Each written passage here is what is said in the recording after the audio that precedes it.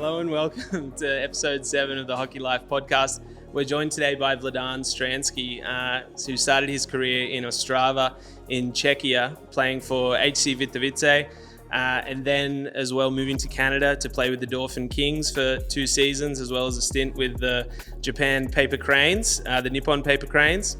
Then moving back to Czech to play with HC Poruba, and finally moving down under to Australia, where he started his career with the Sydney Bears, playing until 2010 with 2 Goodall Cups under his belt, as well as playing the World Championships in 2009, and then getting gold in the World Championships when they were in Melbourne, winning all 4 games. So very honoured to have him here, Vladan Stransky. Welcome to the podcast. Oh, welcome. He's done some homework on me. Oh, mate, he's been practicing this one. He's been G'd up for this episode. We've wanted to have you on the pod for a while, and we appreciate you giving us a bit of your time to talk about your hockey life and your journey.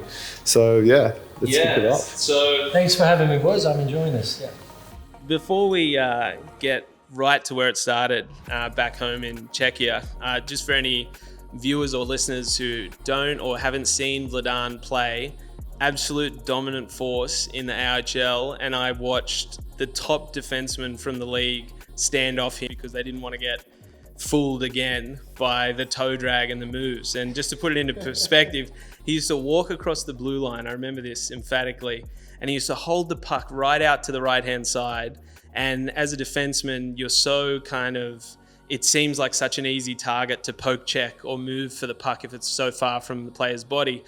And right when they did that, he would toe drag completely between his legs, be on the complete opposite side, heading towards the boards. And once the defenseman stepped to chase, he would tight turn, curl, and then move into the high slot and either pass or shoot. And he would continually do this and frustrate the defenseman until they finally kind of figured out what was going on, and then they wouldn't commit to that puck being far out from the body. And when he finally made the toe drag as if it was going to go between his legs, the defenseman would head to the boards, but he would just kick it off the outside of his skate and be in the same spot, high slot, ready to pass or shoot. And it just continued constantly. So I remember watching that from the bench and thinking that is a play. That's a hockey player right there. That is it. Just striking fear into the hearts of these Aussie defensemen and just turning their ankles into pretzels. That's I remember watching a lot of those games, and just you definitely stood out in every one of those games. So you remember me playing? Yes, of course. Right. Yeah, so I sort of. When did you join the Bears? So I started with the Bears probably 4 or 5 years ago, but I started actually with the Ice Dogs in 2011. And then 1 year after I retired. Yeah, so like as a kid, obviously being a dog supporter, growing up in the Blacktown club. So yeah, exactly. So yeah, you definitely you caused a bit of havoc on the ice for those guys, because that was like I said, you definitely stood out all the time, and it just sort of seemed like there was an aura around you constantly with the way that you played and with that beautiful description that Shawnee said. Czech connection on the Bears, it was ridiculous. Oh yeah. Now, Vladan, let's throw it all the way back. Okay, Ostrava Czechia. What was it like growing up back then and starting your hockey journey? You know, how did that all kind of come together? It was, I was basically given no choice as a kid. My dad was a player. Yep. He was the top league player, and he had a sniff at the national team, which those days, 70s, 80s, in the old regime, the best players stayed in the country. You could not just go and play NHL or Finland, Sweden, you name it. The borders were closed, so all the best players stayed in the country, and he was one of the best of them, right? And then even made it to the national team. He never played the World Championships, but he was in the national team, and when overseas with the national team, played against Gordie Howe, Wayne Gretzky, right, in Canada for the Czech. So, and he used to take me to the ice rink, right? So after school, like twice a week, they had kind of non-compulsory trainings where they can take the kids to. And I was like, that was the highlight of my week, right? So just check the back in the corner and and we go to watch them practice and muck around. And I had my first skate, so there was no other way but to start ice hockey. Yeah, really, that was the only option. And so what age was that, Vladan, when you I started? would have probably started skating 4 with them, those, just mucking around. But I would have started the development at the age of 5, I believe, right? Yeah. And so that took about 3 years. And when you're 7, 8, that's when a first team gets developed. So out of that development, and then it used to be every little nail with healthy hands, healthy feet would be skating, trying ice hockey, right? Yeah. It still is the biggest sport in the country. So there would be like 70, 80 kids of the age group to select from, which is no longer the case. It's hard to get kids to do sport nowadays, sadly. But yeah, I would be doing the development, just skating drills and not much of a puck for the first 3 years until I was year 2 at school, so 8.5 something. Yeah. That's when we had our first team. Yeah. And what was the program like back then? Was it kind of every day on the ice, or was it training twice a week? Or? No. That was basically 4 days, I believe. 4 days, and I had that privilege because of my dad. So I'd have those extra skates, with the professionals, kind of in a corner mucking around. But 4 times, 5 times a week for sure. And like I'm saying, it was not until 2 years later where they give you a puck and you have a little scrimmage. So it was all skating up and down in groups, doing pivots and laying down the foundation, essentially. Just learning how to skate, because without skating, really, you can't have a game, can you? So That is amazing. And was there sort of a was your dad sort of like coaching you along the way? Did he sort of instill any sort of... No. My dad was kind of, he just let you enjoy it? Just let me enjoy it. He didn't really step in until he was coaching me. Coincidentally, after he'd retired, he coached me in the juniors. So when I was 16, he became my coach. And then I would get a bit of a feedback from him. But until then, he just stayed completely away from it. And I wish he would have probably, talked to me a bit more. Right. But he just kind of, it's your life, mate. You do what you do. And when he started coaching you, were there any sort of like philosophies or ways of thinking that he sort of started instilling in you that you sort of carry along? Because obviously your whole family were quite successful in terms of hockey. Yeah. Was there something that he sort of instilled in you? No, but he was sort of always the sort of person, if you do it and if you do it right, good things will happen. But giving me a special kind of insight or, helps, no. But what I needed from him, that's the sort of person he is. He doesn't talk much. But when the game finished and I did well, he would come up to me and says, "Well done," and give me a high five, right? And I'm like, wow. Yeah, that's So there's not many words been spoken, but that little thing definitely, wow, I'm doing something that would right. boost you up, and that was all you needed to get you going. But he wasn't really someone who would take me for an extra training, Right. or, you have to work on this and that. That's what I just kind of developed myself. 14, 15, that's when I started doing push-ups, because I was always small and, not very strong.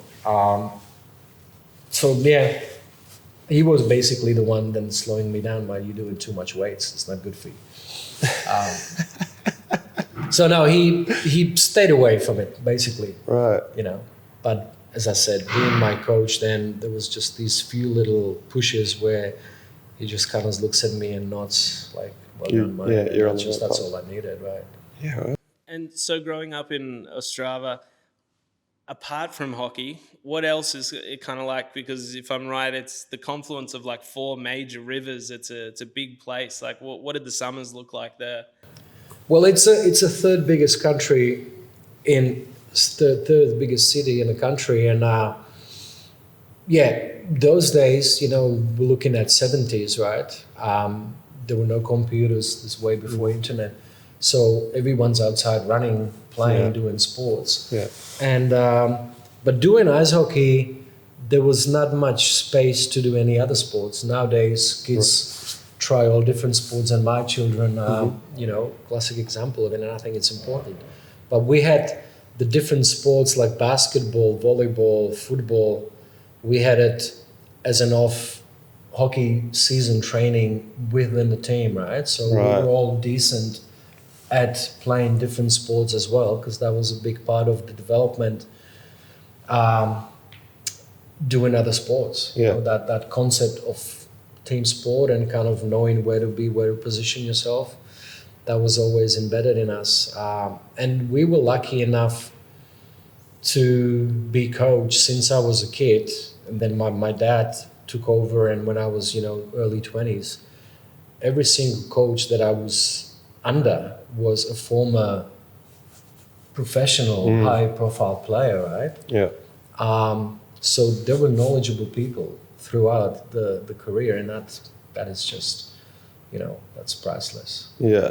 It's definitely something we've seen, like a common thread where like it's not just focusing on hockey, just sort of developing Yeah. the athlete Yeah. overall, getting comfortable Definitely. with. We did lots of gymnastics as kids, right? So they Okay. kept us away from weights until you are 16, where you grow into your body. But we would do, climbing as a part of hockey training.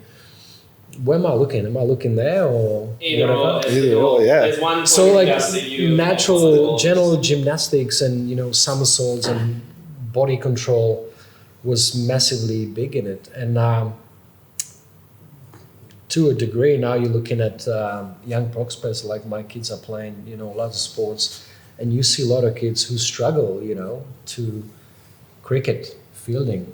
There's a lot of kids who don't take it naturally to get under the ball and be Yeah. naturally athletic kid, Yeah. right? So, and we all used to be that because we never sat at home. It was always outside. Yeah. I think there is so many distractions, like to not be outside or kicking a ball or climbing a tree or something nowadays, which is really tough. But so interesting to hear it, how that emphasis was on skating younger, and then it kind of brought in those hockey skills, because we're always kind of talking about what's going on with the next generation of hockey players in Australia. And I feel like there's this movement where we can't get enough ice time. So it really is up to the individual player. Like if they want to make it, they got to be like rollerblading, street hockey. They have to make up those other hours, because realistically, like in a training session, you're going to get 3 goes in the drill, and then the coach is going to talk for 5 minutes, and then on the game, you're not on every shift. So it's like, It's difficult, and ice hockey development in Australia is always going to be limited, right? Because the amount of ice time. And I actually, coincidentally, yesterday, I was kind of Googling, and then we talked about, my kids and I talked about the NHL in Melbourne. in Rod Laver. And so I kind of, and then one thing comes up, and it's a podcast of a guy, I don't know what his name is, but he's a former goalie from the Australian League. Wouldn't tell you, but it's about 20 minutes. And I really enjoy that thing, where he's talking in depth about IIHL, because he used to play it, and the development and how it's comparable to professional competitions throughout the world. And he basically says it in a beautiful language that, Australia is always going to be unfortunate. It's always going to be difficult to develop quality, compatible players. And that's why I have so much respect to Australia, and I'm so happy that I have been part of it, because you guys are amazing. Like really, out of nothing, you become very, very good players. And I was part of a league that gave me lots of joy, a lot of fun, and a lot of friendship. So I thoroughly enjoyed it. But developing players is going to be back to that. It's going to be always, and then, not having the ice time, and kids want to play the game, right? Give me the puck, give me the puck. So that skating kind of goes aside, because you got to please the kids and give them the puck. Because if you don't, then the parents will take them and do those crickets and footballs and basketballs, you name it. So AFL is rugby. There's so much to choose from for a young kid in Australia. And then why would you want to take kids to an ice rink, really? Yeah. Unless you are somehow connected to the sport through parents, through your background, Europe, Canada.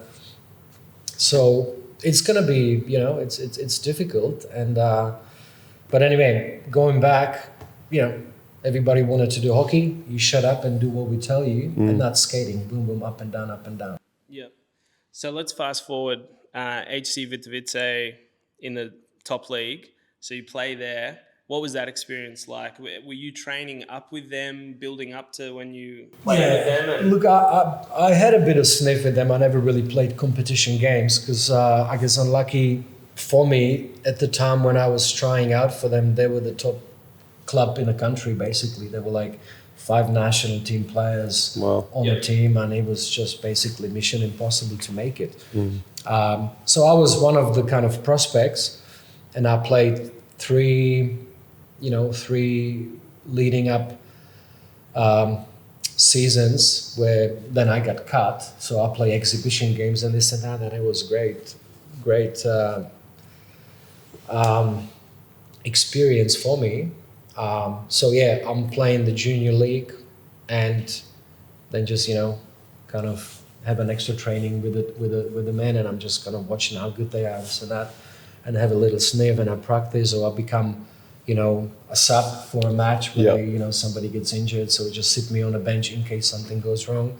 But just being there in that loop meant a lot for me. Like I never kind of at that age I knew that I was not good enough to play competitively at that level. Like it was just way too ahead of where I was.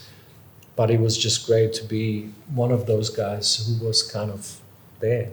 And then because I got cut, so I do the 2 years in Canada. Yep. And that helped me immensely. And how did that kind of open up? Like, did you have an agent or did somebody? It's from my dad. Yep. So I was lucky enough, and that's 2 years after the borders opened, and he was coaching the under-18s national team, and it got me a spot, right? So if it wasn't of my dad, I would never be in a loop, because that was the days before agents, right? So that wasn't at all. Yeah, you would have had to have some sort of connection beforehand. You had to have a connection, and that was my dad. So he says, my son's doing well, and I was doing well in the juniors level.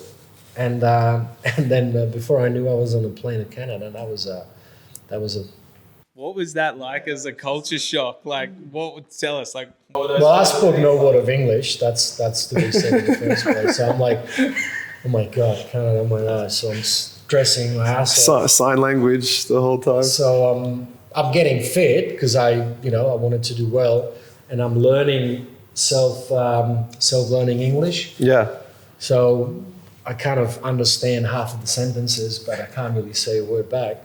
So that was a struggle. But I mean, just kind of chuck you in the water and you swim. That was important. But the hockey was. I mean, Canada is like for a musician to have a gig at an opera house. It's like say no to that. Yeah. And the games were 3 times a week. It was kind of 80 games a season. Like it was like an NHL format. 80 game season. Crazy. Maybe not 80, but with the playoffs it would have been. Gotcha. Like it was just like it was constant games and travels and training. So it was fantastic. I really enjoyed it. The slow start. Yeah. Where the style of the game. The style of the game, and the rings were like the size of this little thing. Like it was just, and being the only European in a competition didn't help, right? Right, yeah. So did they kind of target you a little bit there? Target, right? Yeah. So you had to brace yourself, and then you learn, wow, okay, so it's all happening. So it took a while, but with the learning the language a bit, you feel more of a team. So by Christmas, so September start, by Christmas I felt at home and I had a strong finish of the season. They kind of brought you in? And then I was invited back as a veteran, and I just came back as, I was at home. And I smashed that season. That was good. Yeah. But yeah, lots of ice, lots of, just, because if I didn't go to Canada and I didn't make it to the top league, it would be a lower leagues of senior back home. Right. And but having those extra 2 years of junior hockey and having so much ice was definitely helpful for me. Yeah.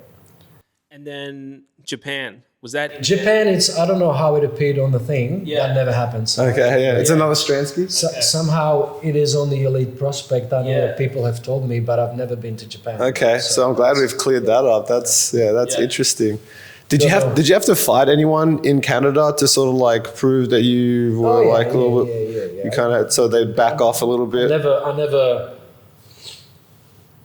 I would never be the one who would start it, but it just comes to a point where like I've had enough. Yeah. And you have to step your foot down and then Especially the way the game was played back then, it would have been very heavy, very like a lot of hard sticks and slashes and stuff, a lot of hooking.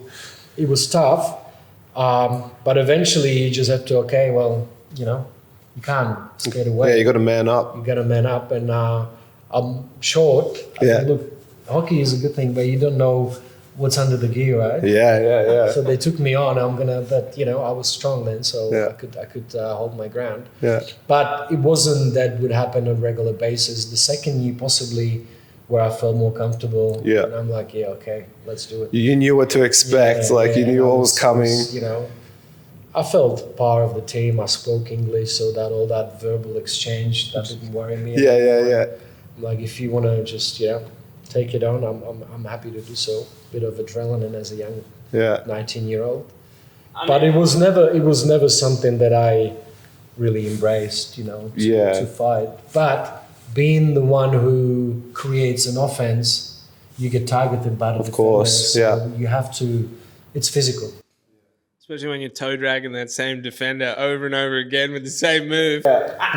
You're talking it up nicely, thanks. We're here to pump your tires, mate. We're here to pump your tires. How was Manitoba like in like sort of the town that you were in? It was a small town of 15,000 people, so there was not much happening apart from hockey. But I just really liked it. I did school. They sent me to school, and I really wanted to learn the language, so I took that seriously.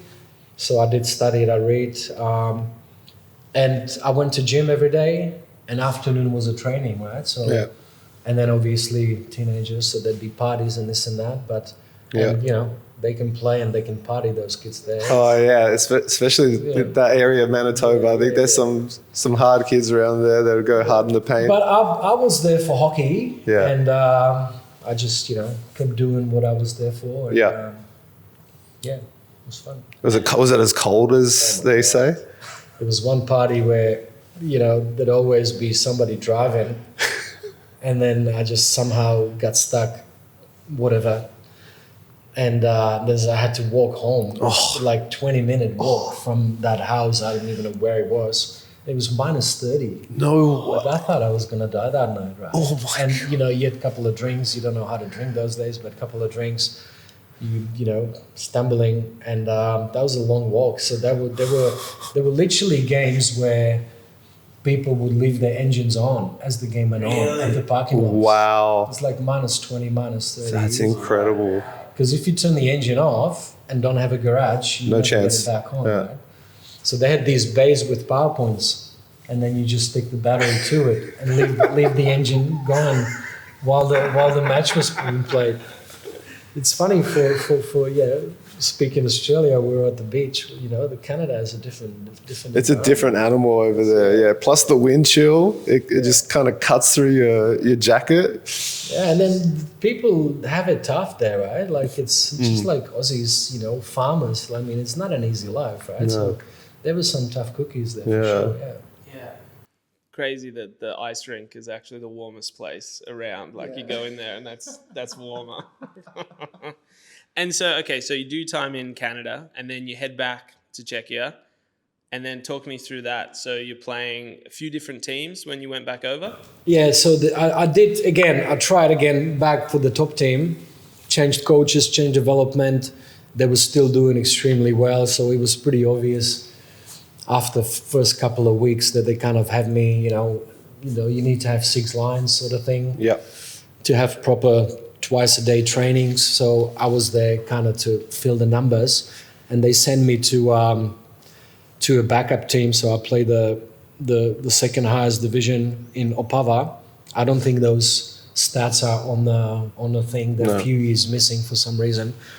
But yeah, I played the second, third highest in Czech basically until I decided to come to Australia, and I ended up at the third level, the third league, where it was a semi-professional competition. But I had a contract, right? So I was one of the players that, there was like 4 guys that were getting paid, and the rest were kind of having a little bit aside after work.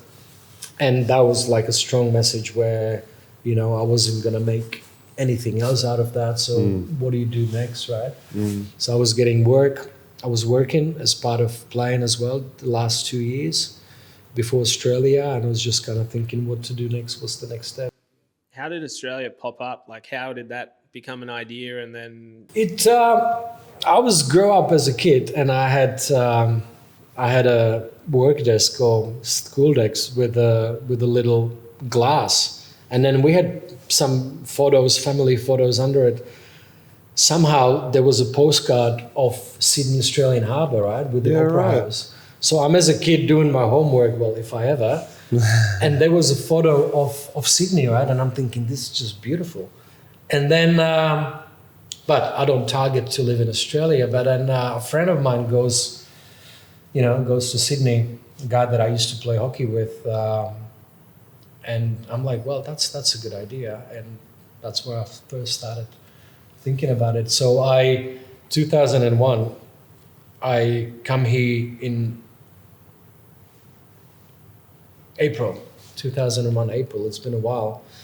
And I didn't bring skates. I didn't come here to play hockey. It was just, study. Why would there be hockey here? Yeah, I didn't even know. So hockey was kind of, I just, packed it up, and it didn't go anywhere. It was fun. So in your mind, you were done with hockey, essentially? Like you've already stepped away from the game and you thought that's as much as I can do? I was done. I knew that there would be hockey of some sort in Australia, but I wasn't, thinking that, I'll come to Australia and I'll try to search it and join. It was coincidentally that Vlad Roops actually calls me one day and asks, would you join us? So, and that's when that happened, that I'd lived in the country for a year. So I'm kind of settled, get my school, and, I'm working. So I kind of thought I'm settled enough to have that hobby. And that was a great decision. I'm really grateful for it. Yeah, really enjoyed it. And what were you studying when you first came out to Australia? Just the college, it's just like these little things where, again, I wanted to get improve my English, and it's just little colleges that international students kind of take it, and that college gives you a student visa that allows you work, right? So basically an excuse to do some working as well. And what was the first kind of, because we've heard from like Al Becken we had on, who was the goalie, and like his first experience of like coming to the rink in Australia and just like looking around. Your first what the F moment. What was it like to step on the ice and see an Australian game? That was Vladdy calls me Roops, right? I'd never met him, never heard of him. And he calls me, mate, we're starting Saturday, and this is like Monday night, right? Saturday is our first game. Are you going to play? Well, I'm like, I have nothing, right? I had skates, so I brought rollerblades. Okay. I unscrew the blade, the hockey blade, and I put rollerblades on my balance, right? Okay, yeah. So I had the skates as well. I'm like, well, I can do that. I'll go to Bunnings and get some screws, and I put the. So like hard plastic with buckles. Yes.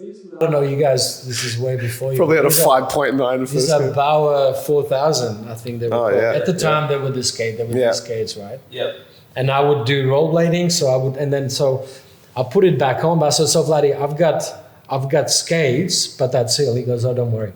So I go to Blacktown on Tuesday night, and he gives me this bag of, wasn't even a gear. I mean, it was just anything, right? And I'm like, that's good enough. So I put it on, and I have a training, and then on Saturday I play, right? And that was against the Dogs, Blacktown Arena. That was an experience. Yeah, that rig, sure. yeah. That would have been an eye-opener. And I'm kind of like, not really paying attention. I just have a little skate. And as soon as the puck get dropped, I got slashed over my ankles. And I'm like, oh, right. Welcome to Australia. Back to Canada, sort of. Yeah, this is, okay. Yeah. Got to pay attention because it may be dangerous. So, But, it was, that season we won the Goodall Cup. Yeah. And this is basically the pre-AIHL sort of thing. So there was only 6 teams in the league. I remember we beat Adelaide in the finals in Blacktown. And I'm kind of in that cruise mode where we'll probably keep winning cups, And the next season, the North Stars, Schlempe was one of them. I remember Schlempe being the import. I'm like, okay, that's different now. Yeah. And it started It's taken another step. Every year, it started to improve. And it became, as I was retiring, it was a decent, Australian AIHL is a decent competition. Yeah.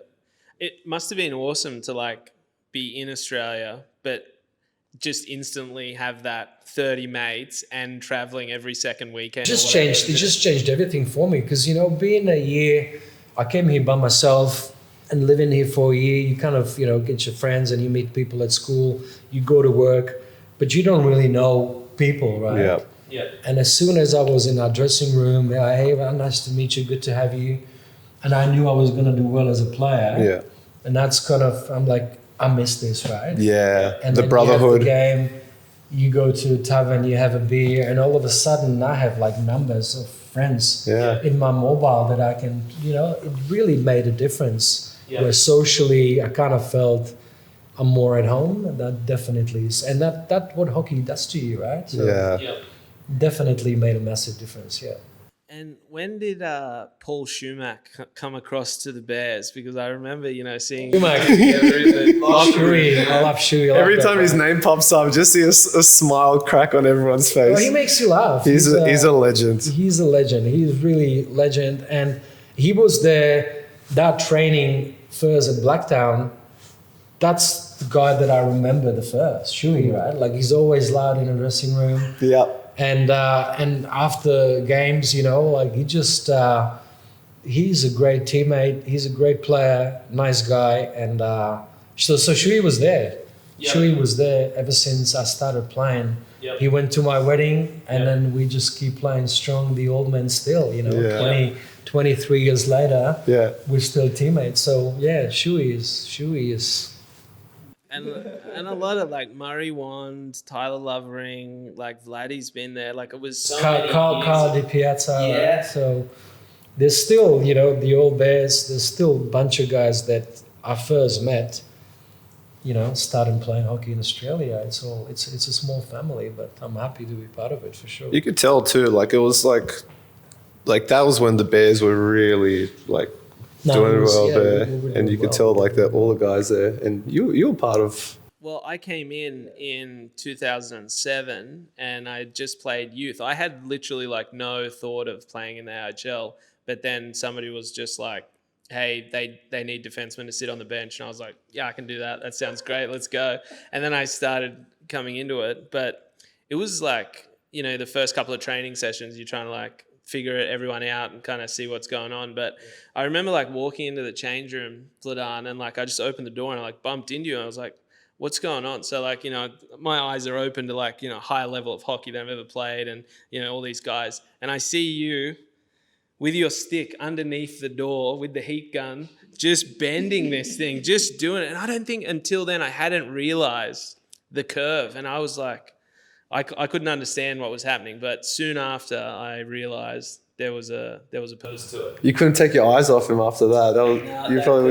That changed my whole career. Well, that was basically this curving of the blades. That's what we did as kids back in the day in the Czech, right? Because they were a delivery. We'd be getting obviously free sticks, but there was a pack that whatever, take it. Yep. So there was not that you wanted that curve, you wanted that curve. Yeah. There was a pile of stick.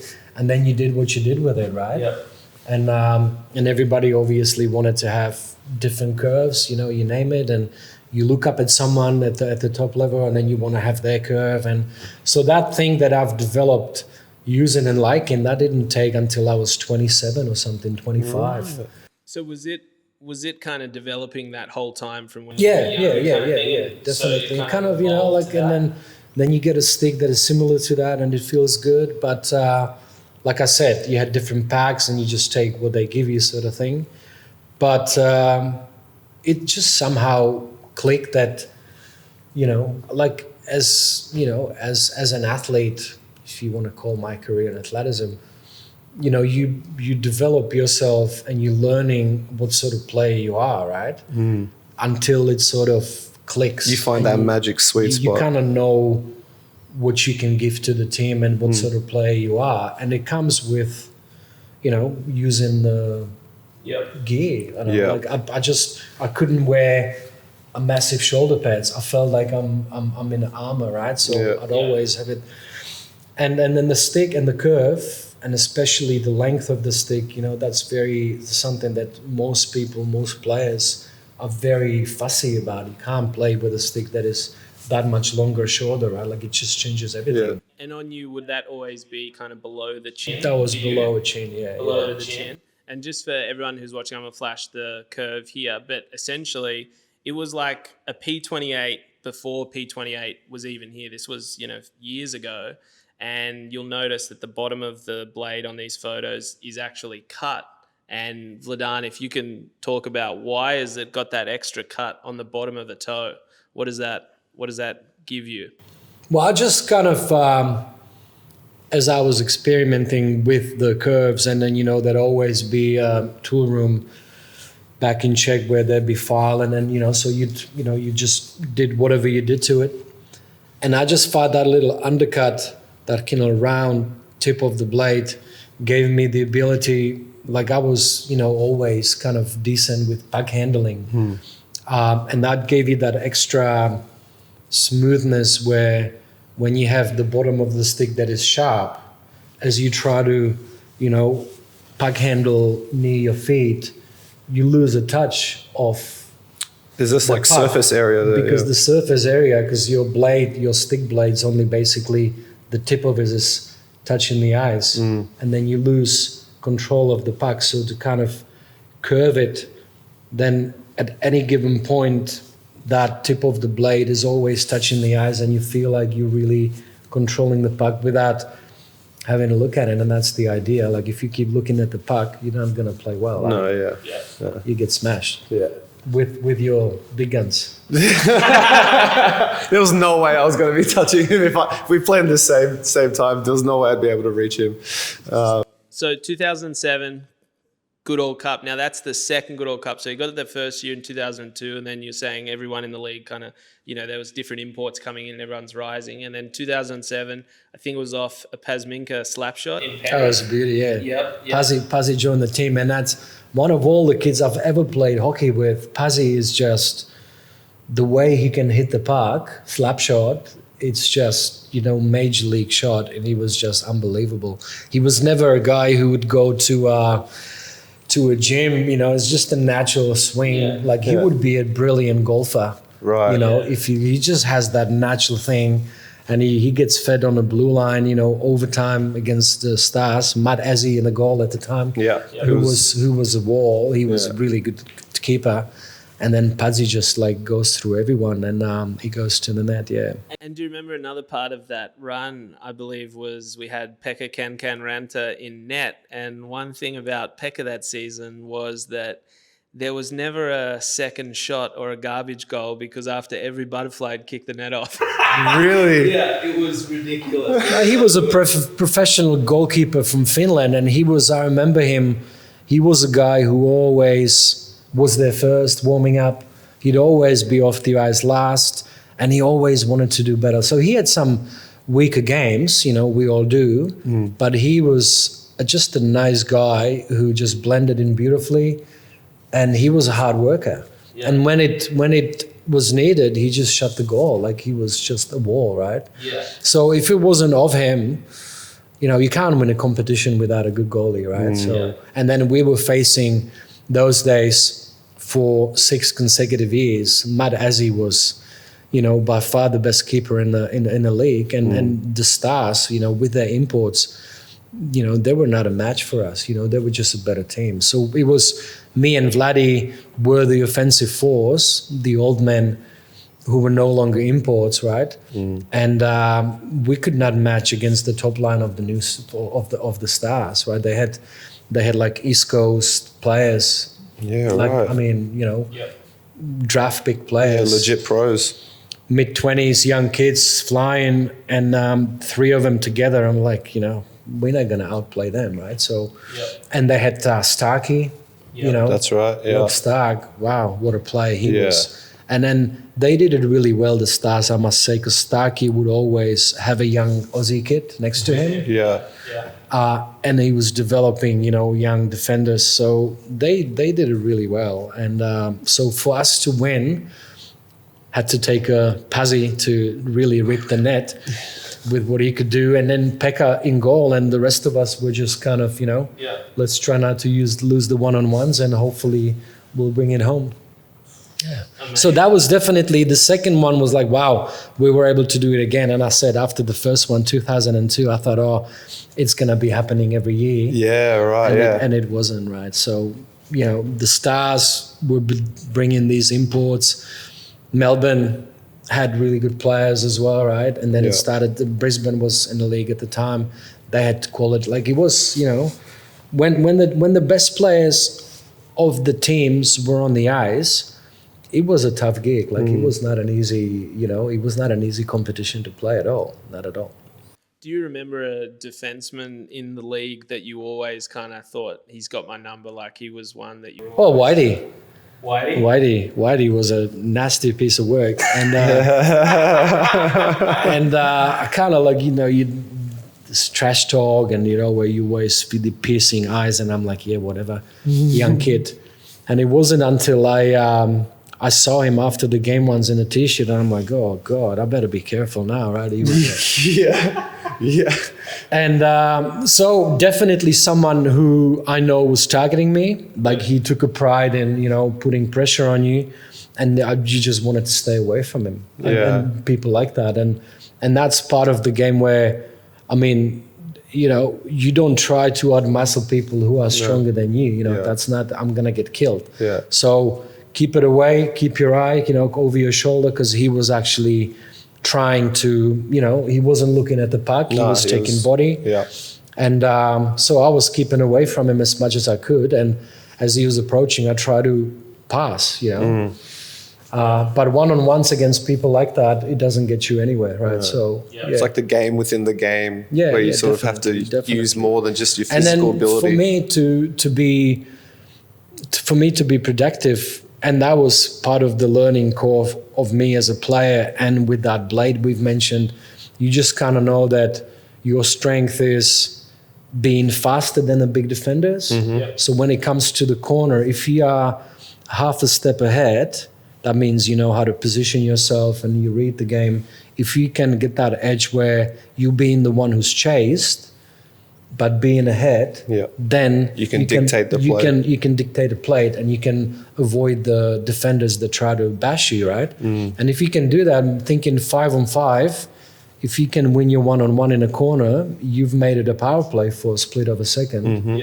And then if you can then use that time wisely to make a play or try to take on another player, then you are the one who's dictating, right? So, and playing the corners and then trying to kind of dig the puck away and then, and feed the defenders on the blue line. That's what I was trying to do. And when it works, it feels well. When you get bashed in the corner, it doesn't. Especially when there's no glass. Oh, the nets. I mean, and also Canberra, like when Canberra had like metal around the back of like the chain. And that's... I thought they got rid of that. No? Nope. Canberra was always tough at home. That small ring, and there were obviously offensively not as, but the defenders there was Rumikainen, and then Aaron Clayworth, Yeah, we played national team together. Very good players, and again, it's not an easy to do all that well consistently on a small ice against strong defenders. And yeah, Canberra was like we'd mostly win in their barn, but it was never an easy task. Right? So. And like for each season, like you mentioned that you saw how the game sort of got better and better within Australia. Was there sort of a shift in terms of the preparation for each season? Did you have to sort of elevate your game, do some more off-ice stuff? Like I said, the first season, goodness, like I would, people warm me up and doing their skates, and I go out and I have a cigarette, right? So, love it. Literally, but. As the second season and playing the North Stars, and I got caught badly on the blue line, trying to do that nonsense thing, and there was this defender who just boom pummeled me. I'm like, shit, do I need this? So I'm like, that was the wake up call. That was a sort of wake up call. Well, mate, you have to take it a bit more serious. And it's not that I was kind of arrogant. I hope I didn't, but I was just kind of let's just have a skate and kind of in cruise control type thing. Yeah.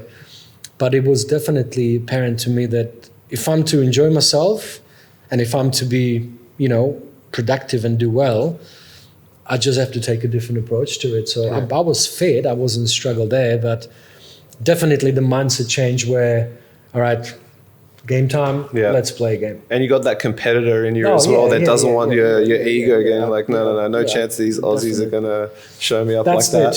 That's there too. And it's not unhealthy, I don't think. But, and like I said, I've always had massive appreciation and respect to Australian hockey. I always have. And I mean, so moving forward then, coming full circle, you come here, you get these great rivalries between all the teams, and then 2009 World Championships, like, you're now coming onto the national team. How was that moment? Like, was that kind of surreal to think that? It was. And my first experience, playing for the national team, I remember it was in Lithuania playing Div 1, and that was just crazy. We played Kazakhstan, Slovenia. Kopitar was supposed to be there. It's not even funny. He didn't make it because of the insurance they couldn't pay, but they were all, quality players throughout Europe, right? Yeah. The Slovenians. But I remember standing there on the blue line leading up to the game, and they played anthems, right? Okay. So I'm part of the gig, being in rookie on the team. I had to sing a national anthem at the dinner. Nice. With the other rookies. I struggled there, but I'm standing there on the blue line and I get shivers because I was, I'd lived in Australia long enough to be connected to the country. I had a fiancée at the time. So I was an Aussie, right? And that was kind of like, wow, it's all happening. Like it was surreal and a beautiful experience. But then going to 2009, that was the only second time that I played for Australia. I retired after that. 210, I think it was in Melbourne. Melbourne in 210, wasn't it? Yeah.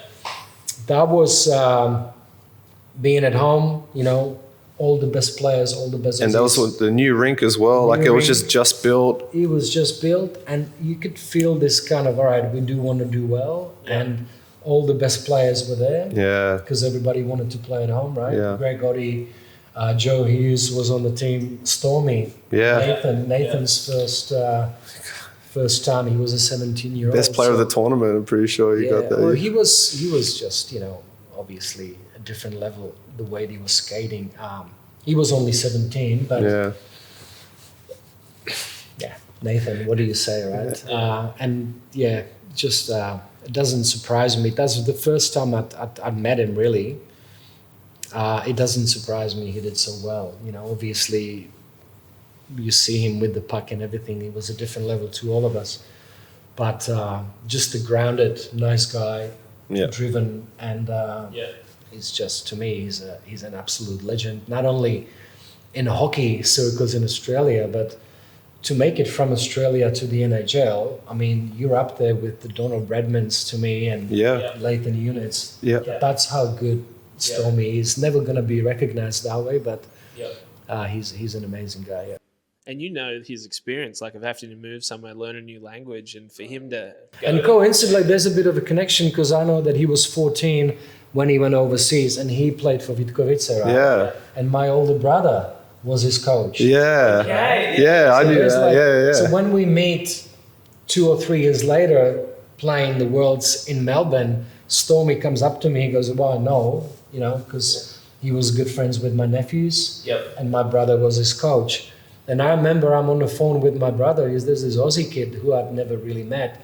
He goes, he's our best player. It doesn't make sense, right? So a 14-year-old joins academy in Czech, and just within a month, he's the top player there. Yeah, and then he started playing up in age groups and incredible. You know, that's just, you know, and when I spoke with Nathan in Melbourne, we go in depth. He's funny. He just comes up and speaks fluently Czech to me. It was funny. And all that, you know, all the peppery languages and all that. Yeah. He's a character. But he says, I said, how did you blend with the young Czechs? And, you know, and then he goes, oh, it was whatever. And he tells me it was just unbelievable how good and beautiful the players were in Czech. But nearly all of them just did not give it 100%, right? So kind of, you know, when the coach is not looking, I'm gonna stop. Sort of thing, right? Gotcha. Just cutting corners. Yeah. And it tells you something about why the Czech hockey has gone down the rankings, Right. And he just embraced that situation. He's a nasty piece of animal. He just wants always the best, and that's why he's taken over. I don't think he was necessarily technically the best player, but he just did better than You think most. it's like his mindset? He's just, you know, he knew what he wanted, and that sort of maturity for a young kid is just unbelievable. And really, like, I mean, my kid is now 13. It's not gonna wait. There's no way that at the age of 14 I'll let him go, you know, to the end of the world. And their parents committed to it. And I knew that he was going to be well looked after in Czech, you know, the people and the community of hockey. So he was going to be looked after there. But the parents would not know that sort of stuff, right? Yeah. Like, he's going to Czech Republic. Where the hell is that? Yeah. So they let him. It just tells you about the family, how confident they are in him. And he just made a career out of nothing. Like, it's just amazing. Yeah. So amazing. So you get the gold in Melbourne. I mean, that, and It's been a special moment for you. it was special, but I knew that I kind of felt, I must say, I wasn't at my peak. I was injured. I had a blood infection. I was still on antibiotics leading up to the training camp. So I knew it was not going to be great. But we're at and my son is 6 months, right? yeah. Right. My oldest son is 6 months, and I'm like, remember, I'm at the hotel, you know, can't go to sleep at night. I just missed him, and I'm like, you know, what am I doing here, sort of thing. Right. But back to hockey, I played with Stormy on one line, so there was me on one wing, Joey Hughes in the middle, brilliant player, and Stormy on the other side. What a line. That is a We had fun, and then the other line there was still, you know, Liam Webster was strong, great player. Greg Oddie, I mean, it's just you Mr. know, Australia. Greg, when he was at his best, he was a brilliant player. Talk So about a we had- competitor. That guy is. We had a great team, and we went all the way. And then Serbia, in the decider, you know, they were a decent team, and but you could sort of feel, you know, as the game progressed and the people were behind us, you could kind of feel it in their eyes. Oh, like, they didn't want to be there. No, right? yeah. So we kind of fed on that and brought it home. It was a beautiful experience, and then, you know, we're celebrating the gold, and definitely something that I will never forget. And then I have a photo with my little baby boy. That's you know, beautiful. with the gold medal and that. So that's never gonna go away. No, and I knew that was it.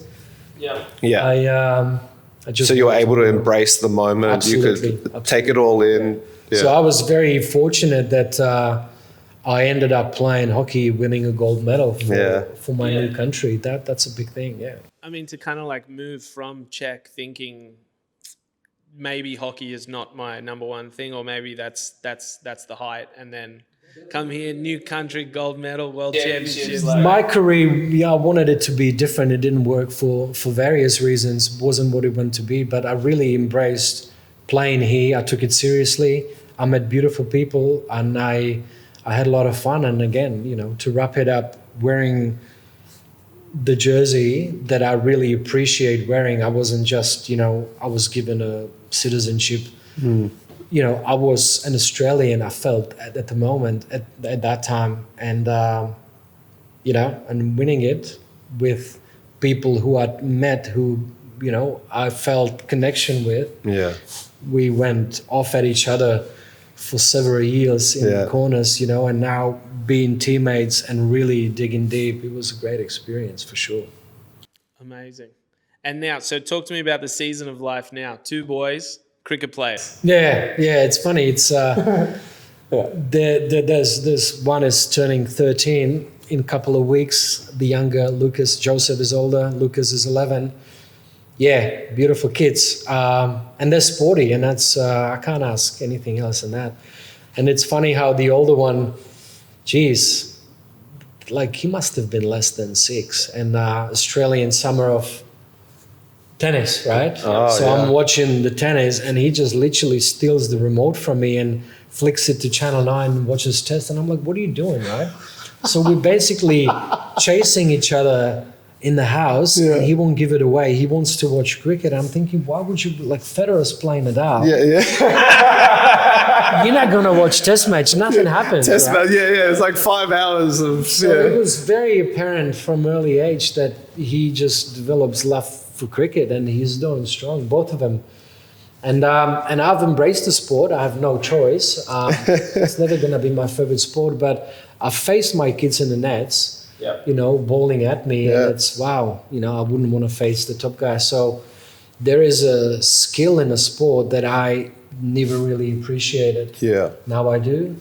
And I really enjoy watching my kids playing it. Again, I've met beautiful people through my kids. It's a lot of fun. So I'm looking forward to my Saturdays. If it's winter, they play football, right? Nice, so Saturday, Sunday footballs, having a coffee with the parents.